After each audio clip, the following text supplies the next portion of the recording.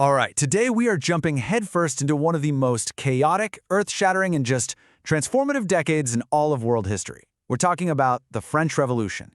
This is the story of how a whole nation decided to execute its king, completely demolish a social system that had been around for centuries, and in doing all that, somehow pave the way for an emperor. It's a wild ride.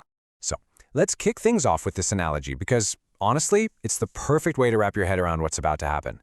Think of 18th century France as this giant pressure cooker. And inside, you've got all this intense heat building up, right? It's the heat from decades of social injustice, massive royal debt, and just crushing hunger.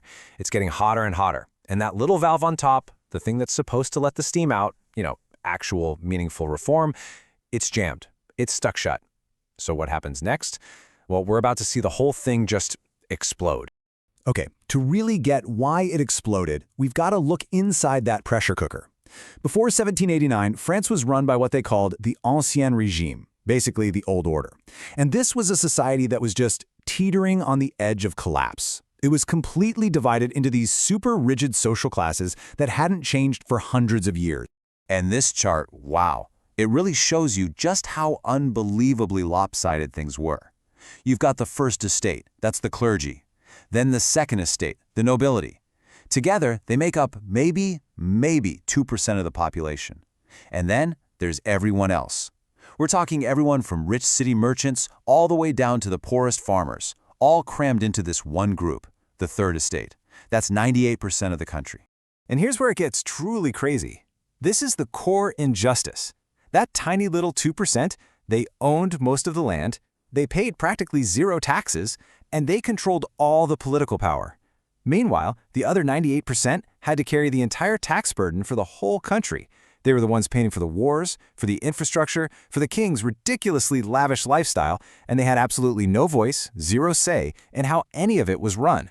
So on top of this insane social imbalance, you've got this perfect storm of other crises all brewing at once. First, the royal bank account is completely empty. It's been drained by a bunch of expensive wars, including, and this is pretty ironic, helping the Americans in their revolution.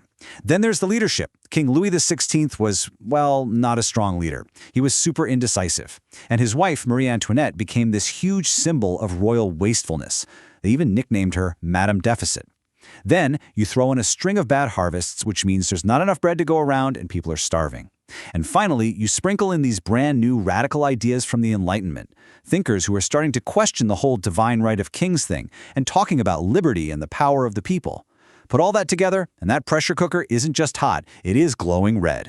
And this is where that simmering crisis finally boils over. The year is 1789, and it's about to become one of the most important years in the history of the world. Because this is the year the people of France decided, you know what, we are done. Enough is enough. The speed of what happens next is just absolutely breathtaking. It's like dominoes falling, one after another. In May, the king, desperate for cash, calls a meeting of the Estates General. It's sort of like a parliament, but it hadn't met in 175 years. He just wants to raise taxes, but boy, does that backfire. By June, the Third Estate says, forget this, declares itself the real National Assembly, and they all gather on a tennis court to swear an oath not to leave until they've written a constitution. Then, in July, the people of Paris literally storm the Bastille, this old medieval prison that was a huge symbol of the king's power, and by August, the Assembly has completely abolished the old feudal system and put out this radical new document on human liberty. The entire old order gone, dismantled in just a few months. And this one line, right here, was absolute dynamite. I mean, think about it.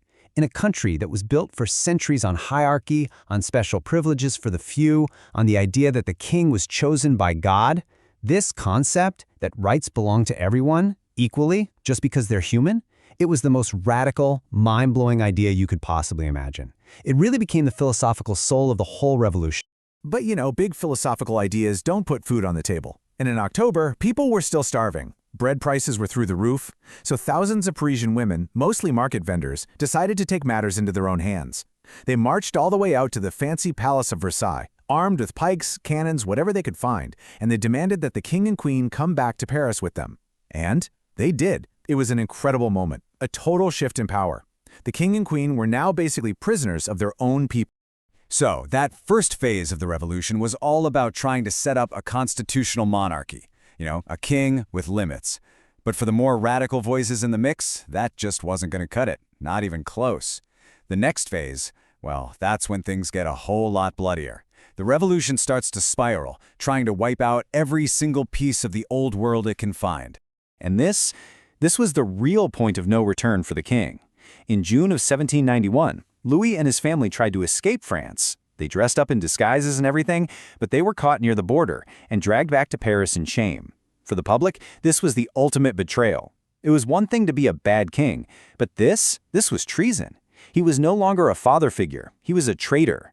And after that, the calls for getting rid of the monarchy altogether, for a republic, they became deafening.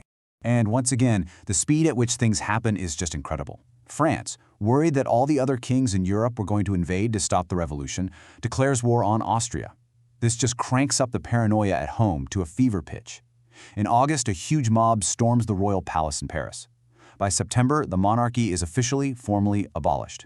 And by January of '93, the man who was once the absolute divine right ruler of France is now just Citizen Louis Capet, and he's put on trial for treason and executed by guillotine. Just look at this number for a second. Let it really sink in. 16,594. That is the official number of people who were sentenced to death and publicly executed during what's known as the Reign of Terror. And that's just the official count. The real number, when you factor in people who died in overflowing prisons or killed in brutal crackdowns on rebellions, it's way, way higher. And this quote really sums up the whole mindset of the guy who basically ran this whole period, Maximilien Robespierre. He was the leader of this group called the Committee of Public Safety, and his argument was pretty chilling. He believed that to save the revolution from all its enemies, both inside and outside of France, the government had to be absolutely ruthless. In his mind, the only way to protect liberty was through terror. And this was the tool they used to do it, the guillotine. The ironic thing is, it was originally designed to be a more humane, efficient method of execution, but it very quickly became the single most terrifying symbol of the Reign of Terror. They called it the National Razor, and its falling blade silenced anyone, literally anyone, who was accused of being an enemy of the state. That included the Queen, Marie Antoinette, but it also included revolutionaries who just weren't seen as being radical enough anymore. But a society can't live like that forever. That level of constant fear, extreme violence, and paranoia, it just wasn't sustainable. The chaos and the total exhaustion from the terror created this huge power vacuum. And that vacuum created an opening for a very different kind of leader to step out of the shadows. Eventually, the revolution just started eating itself. Nobody felt safe anymore. In July of 1794, Robespierre himself was arrested and overthrown in a coup. And in a final, grim twist of irony, the man who basically architected the terror met his own end on the guillotine. The endless bloodshed finally stopped, and a new, much more moderate government took over. The thing is, this new government, called the Directory, was also super unstable and incredibly corrupt. And the weakness of this new government created the perfect opening for a brilliant and very ambitious military hero. A young general named Napoleon Bonaparte had become a massive celebrity because of his amazing victories on the battlefield. He looked at France and saw a country that was just sick and tired of all the chaos and the corruption. So, in 1799, he used his incredible fame and his military might to just take over. He overthrew the government in a coup and seized absolute power for himself, and just like that, the French Revolution was over. So, okay, a dictator is in charge. Does that mean the whole thing was a failure? Not even close. The legacy of the revolution is absolutely monumental.